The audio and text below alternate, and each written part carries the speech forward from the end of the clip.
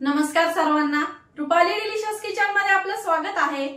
आज आपण मस्त असा दुधी भोपळ्यापासून पराठा बघणार आहोत। थंडीमध्ये असं छान गरमागरम खाऊशी वाटतं आणि मुलं जर भोपळा खात नसतील तर तुम्ही या पद्धतीने त्यांना पराठ्यांमधनं भोपळा देऊ शकतात। तर मग रेसिपी समजून घेण्यासाठी व्हिडिओ स्किप न करता संपूर्ण बघा आणि कोणी चॅनलवर नवीन असाल तर चॅनलला सबस्क्राइब करा। व्हिडिओच्या शेवटी लाईक करायला विसरू नका। तर मग चला आता साहित्य बघूया आणि रेसिपीला सुरुवात करूया। तर हा एक दुधी भोपळा घेतलाय, वजनी प्रमाण म्हणाल तर अर्धा किलो आहे। भरपूर अशी कोथिंबीर, वाटण्यासाठी आपल्याला जिरं, हिरव्या मिरच्या, लसूण 20 ते 25 छोट्या बारीक बारीक लसणाच्या पाकळ्या घेतल्या, अर्धा इंच आलं, ओवा, पांढरे तीळ। थंडीमध्ये पांढरे तीळ खाणं चांगलं असतं हाडांसाठी। तर एखाद्या पदार्थामध्ये तीळ चालत असतील तर त्या पदार्थामध्ये आवर्जून तीळ वापरा थंडीमध्ये। आणि चवीपुरतं मीठ। पिठांमध्ये आपल्याला 2 वाटी बाजरीचं पीठ घ्यायचं आहे। या वाटीचं मी प्रमाण घेतलंय। 2 वाटी बाजरीचं पीठ, 1 वाटी गव्हाचं पीठ आणि अर्धी वाटी बेसन पीठ। बाजरीच्या पिठाऐवजी तुम्ही इथं ज्वारीचं पीठ पण वापरू शकता। तर मग आता आपण सर्वात आधी वाटण वाटून घ्यायचं आहे या सर्व जिन्नसचं, जिरं, हिरवी मिरची, लसूण आणि आल्याचं। आणि भोपळा किसून घेते। खूप जास्त बारीक खिसायचा नाही किंवा खूप जास्त मोठा खिसायचा नाही, एकदम असा मध्यम आकारामध्ये खिसायचा भोपळा, जेणेकरून पराठे लाटताना छान असे लाटल्यात जातील। आणि कोथिंबीर पण एकदम बारीक फाईन चॉप करायची आहे। वाटण वाटून घेऊया, कारण भोपळा किसला की लगेच पटकन मळायला लागतं पीठ, कारण भोपळा काळा पडतो त्यामुळं। आलं, हिरव्या मिरच्या तुम्ही कमी अधिक करू शकता, तुम्ही किती तिखट खाता त्यानुसार। लसूण आणि अर्धा चमचा जिरं। आता एकदम बारीक वाटण तयार करायचं आहे आणि पाणी टाकायचं नाहीये, कारण आपल्याला दुधी भोपळ्यामध्येच आपल्याला पीठ भिजवून घ्यायचं आहे। तर हे बघा, एकदम अशी बारीक आपल्याला वाटून घ्यायचंय, बारीक एकदम मिरची। आणि हे आता दुधी भोपळा आपण खिसून घेऊया। आणि पराठे करताना एकदम असा कोवळा भोपळा घ्यायचा, नाकाने दाबून बघायचा, अलगद न गेलं तर समजायचं एकदम कोवळा आहे भोपळा। आणि खिसण्याशी या पद्धतीची घेतली मी एवढी बारीक। आता आपल्याला भोपळ्याचं ही साईड आहे ही काढून टाकायची आहे। तर हे बघा, असं काढून टाकली मी। आता आपण खिसून घेऊया भोपळा। तर हे बघा, अशा पद्धतीमध्ये खिसल्यात जातोय, खूप जास्त जाड नाही किंवा खूप जास्त बारीक नाही। आता खिसून घेते। तर भोपळा आपला खिसून झालाय। आता एवढं देठ राहिलं, हे घ्यायचं नाही आपल्याला, एकदम कडेचं। हे बघा, पूर्ण असा छान भोपळा खिसून झालाय, अजिबात काळा पडला नाहीये, कारण की आपण कोवळा भोपळा घेतलाय एकदम। आणि तुम्हाला ही साल जर काढायची असली तर तुम्ही काढू शकता, पण मी शक्यतो कधीच काढत नाही। ही सालेमध्ये पण खूप जास्त घटक असतात, त्यामुळं ही साल पण घ्यायची। छोट्या मुलांना काय, मोठ्या माणसांना पण बऱ्याचशा भोपळा आवडत नाही, तुम्ही ह्या पद्धतीने त्यांना भोपळा देऊ शकता। तर हे बघा, कोथिंबीर पण अशी छान बारीक कट करून घेतली आहे। आता आपण सगळं साहित्य तयार झालंय। आता आपण पीठ भिजून घेऊया पराठ्याचं।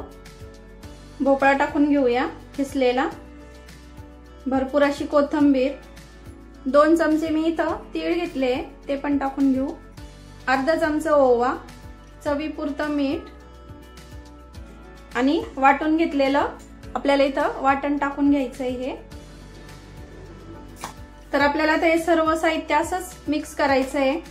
आणि आपल्याला लागलं तर पाणी, इथं पाण्याचा वापर करायचा आहे आपल्याला, कारण भोपळ्याला ऑलरेडी स्वतःचं भरपूर असं पाणी असतं।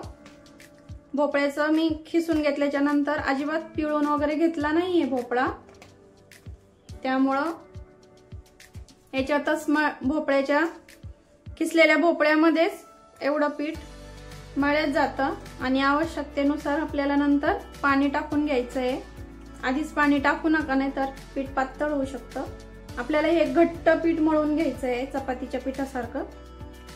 त्याच्यापेक्षा पण घट्ट मळलं तर काही हरकत नाहीये, कारण नंतर हळूहळू खूप जास्त वेळ जर गेला तर पीठ पातळ होऊ शकतं, म्हणून। आता हे मी याचा गोळा तयार करून घेते। आता एवढ्यामध्ये तर याचा गोळा तयार काय होत नाहीये, तर मी मिक्सरच्या भांड्यामध्ये अर्धी वाटी पाणी टाकून घेतलंय. आपण थोडं थोडं करत बघूया किती पाणी लागतंय.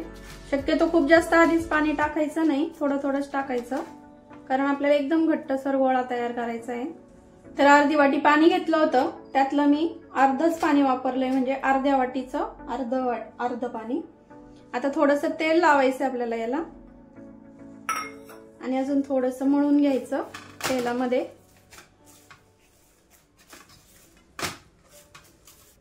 आणि आता आपल्याला याला काही झाकून वगैरे ठेवायची गरज नाहीये. पटकन आपल्याला लगेचच करायला घ्यायचे आहेत पराठे, कारण भोपळ्याला लवकर पाणी सुटतं, त्यामुळे झटपट करायला घ्यायचे लगेच. अजिबात भिजत वगैरे ठेवायची काही गरज नाहीये, अशी पण खूप छान होतात. तर आपण लगेचच पराठे करायला घेतले. तर इथं तवा गरम करायला ठेवलाय. आता लाटून घेऊया तवा गरम होईपर्यंत. तर इथं मी गव्हाचं पीठ घेतलंय लाटण्यासाठी. आता तुम्हाला पराठा किती मोठा किंवा किती छोटा हवाय त्यानुसार तुम्ही इथं एक गोळा काढून घ्या. थोडंसं तेल लावायचं आणि असा गोळा तयार करून घेतलाय गोल गोल छान. आता थोडंसं पिठामध्ये आपण घोळून घेऊया, जेणेकरून पोळपाटाला पराठा चिकटणार नाही.